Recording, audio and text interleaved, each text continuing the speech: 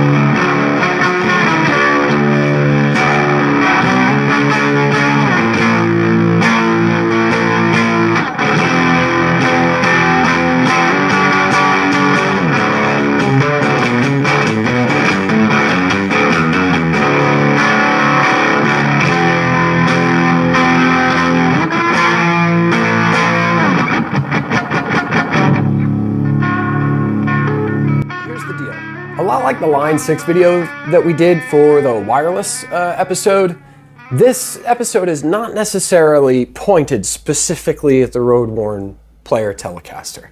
It's pointed at the manufacturing style. And one flaw that I've not heard anybody else say, but I feel like everybody else has experienced, and that flaw is structural on this guitar. It showed up with that structural fault. And of the two road-worn Telecasters I've got in the actual house right now, both of them have this problem. So I'm really curious to see if anybody else using the road-worn Telecaster line, whether that be the Player series or just the standard road-worn that comes with butterscotch, or I'm curious to see if anybody else has had this problem. So I'm going to go ahead and show you what I'm talking about. If you run your hand across the back of this neck, they deliberately knock the finish off of it, and then you use a little bit of a contaminant to kind of turn it a light gray. It's like one of those relicking jobs where it's so light that you're not going to offend anybody who's coming in who doesn't necessarily appreciate it. It's essentially Fender middling a little bit. They're taking a relic and kind of winding it back down a little bit to a slightly more tame interpretation, and then selling it off. But the only problem that I've got with this is that there's a fault here.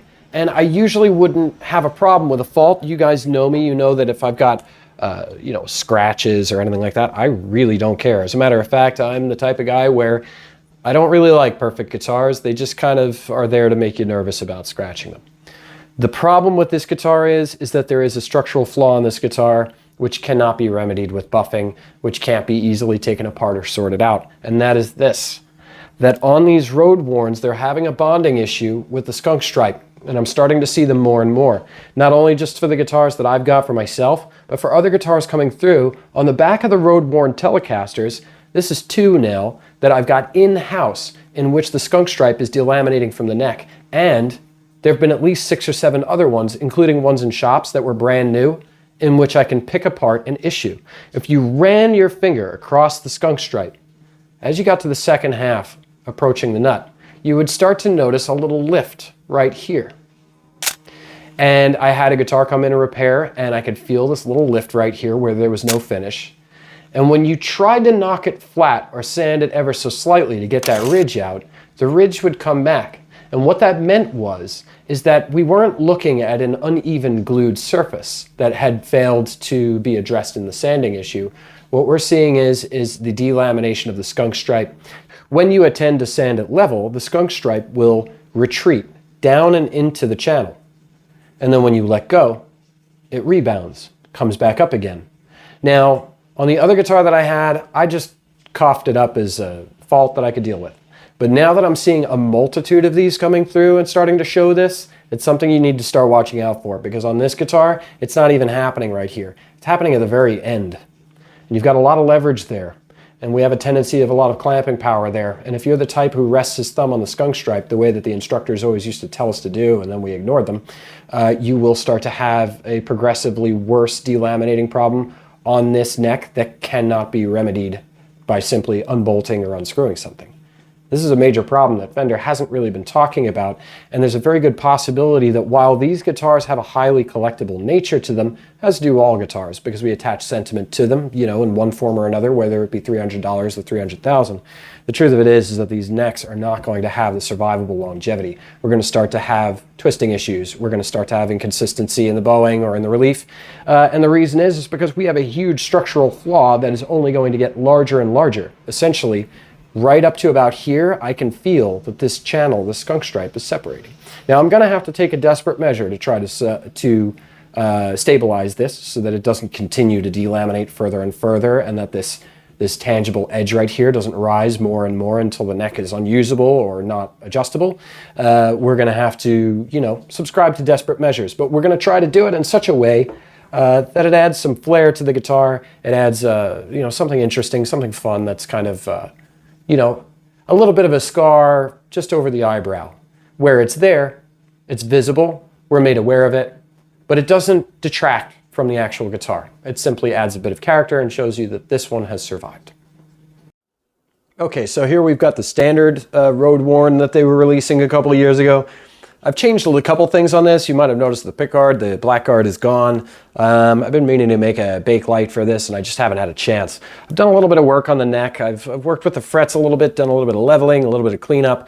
And what I've actually done with this is I've actually finished over the road worn finish. So if you're thinking that looks a little bit different than the standard road worn finish, what I've done is I scuffed the original finish, got it to be a little bit porous where it would have a good bond, and then I actually shot nitro over that to push the tinting a little bit further and to close the grain. And the reason was, as this was aging, I noticed that the aging wasn't really aging properly. It wasn't getting a good boundary on the wear, and it wasn't you know, picking up and going off with it. So I added that finish on. So if it looks a little bit different, please forgive me. It does not change the next thing. The fact of the matter is that this is a completely different guitar that's made on the same line, but it's a different product, and it is suffering from the same issue.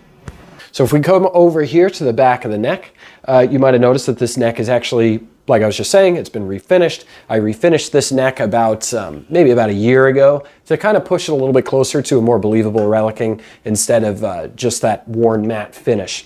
Also, I wanted to tint the neck. It was a little bit too bright for me. It was popping a little bit too much. But once again, if I run my thumb across this skunk stripe, I get right about here. Let's see, right about there. I can feel it. And you can see it on camera, where the wear pattern on the skunk stripe has dropped away, because you can see very clearly that the skunk stripe from the factory was delaminating on its bottom side. There's an edge right here I can feel, and just like the other guitar, this neck is letting go. And on this one's even worse. I can actually push this with my thumb and feel the skunk stripe retreating down into the canal. This guitar is going to need a replacement neck. This is my personal Telecaster, and I'm a big believer that if you know, you're playing guitar, it's good to have at least one true to form Telecaster in the you know, in the roster. I'm a bit of a Jeff Beck fan, so you know, a Jimmy Page fan, so obviously it's kind of a given. So I've got this, but this is going to be a problem. This neck is, you know, if I can't remedy it on the other one and this one with something that's decorative and unique and interesting, but at the same time that reacquires that structural rigidity and that you know, that quality of the bond back there.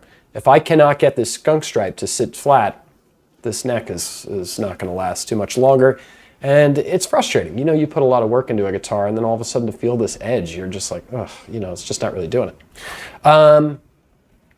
So that's, you know, that's an issue with this line of guitars, that we are starting to see a structural flaw that can't be fixed lightly. You're going to need to take it to a luthier, or you're going to have to do a little bit of woodworking yourself, or get creative with a tight bond and make it fit. And you know, I haven't seen a lot of people talking about this, but I have seen a very large amount of these particular models coming in and displaying that issue.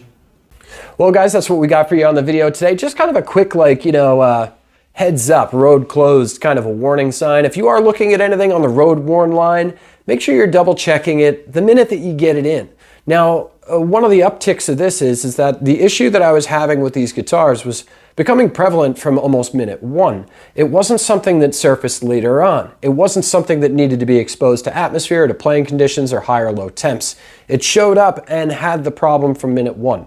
So there's a bit of a good side to that. The incubation on this fault is almost immediate. If you do try one out and you get one in your lap, check for that rise in the skunk stripe on the Telecasters. Some of the Strats don't have them, so you don't have to worry there.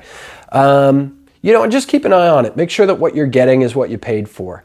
I could have jumped on it real quick and returned it right away. I just kind of figured, you know what, whatever, this is as close as I need to get. I can get it that last mile.